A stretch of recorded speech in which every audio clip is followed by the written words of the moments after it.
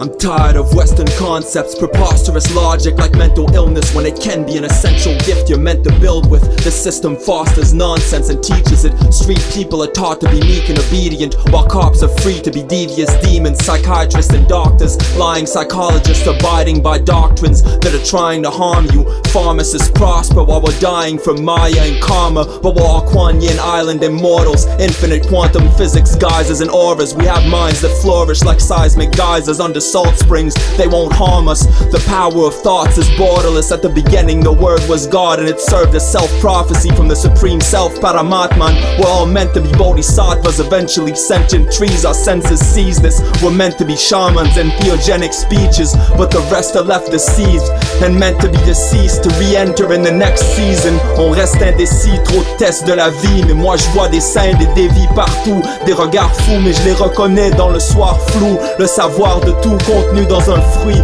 celui de nos cervelles. Nos pertes nous aident à merveille. This is for the chemically imbalanced mutants like the X-Men. You're all superheroes destined. Don't let them get you depressed and restless. They will not get the best of us yet or ever. We're forever progressing, endless lessons, but not all of them meant to be blessings. That's the problem in essence. Thoughts manifested, they lock us like cons and imposters, or horrible monsters, but we're not what they thought us. We're not calm for the most part. How could we possibly be? Isn't this obvious? We are not free in this cold, dark, and monotonous world that they've offered us like their so-called prophet thought medicine to profit conglomerates and army regiments. And after all they fought, they drop war veterans with post-traumatic stress disorders, left to the morbid karmic debts they offered. And they always fed us this sickness as progress, like we were meant to listen, nod, and accept it. Like we're lost and oddly demented when they offer assistance, like they're God in the flesh and they author our destinies. But we will be the prophets and apostles,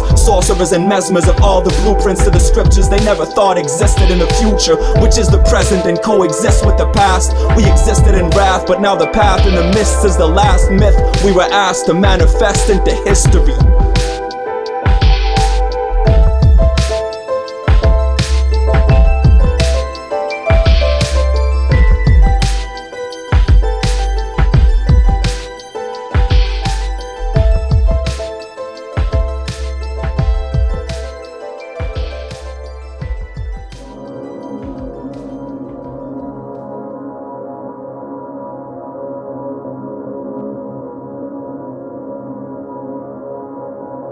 If you will think of ourselves as coming out of the earth rather than as being thrown in here from somewhere else, thrown out of the earth, we are the earth. We are the consciousness of the earth. These are the eyes of the earth.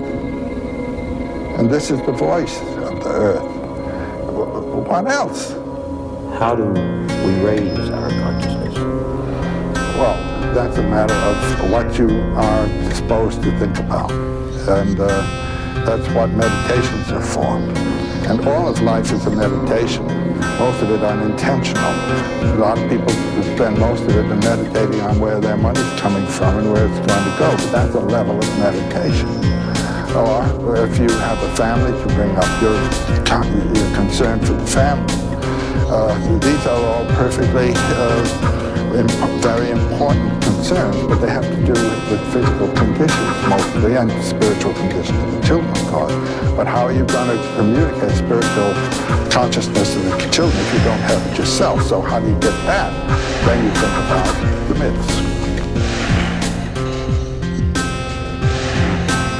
Silence of sirens, the tyrants topple in tower cities. What the people doing now, a plague monk mantra. The universe hunts them down, haunt the world, mislead us. Seen the devil in flesh, and now my sisters and brothers, they seeing God. I'm here to protect the angels through dark times. Collective meditations, chakras raising in all kind. Connected to the fault lines, we pumping freedom through the system. Energize the spirit, carry light, run with the shadows that are heavy. People power lights out, light the candles. We the vandals, run with samples. I'm fire bending. I used to wanna kill the devil inside myself, but now I place it in my palms and understand hell. We ask, we receive, so we cast the disease with prayer. Moving air, not a class of the metal beasts. Missing bolts, only moving knees, so the movement is overseen from the mutant human beings.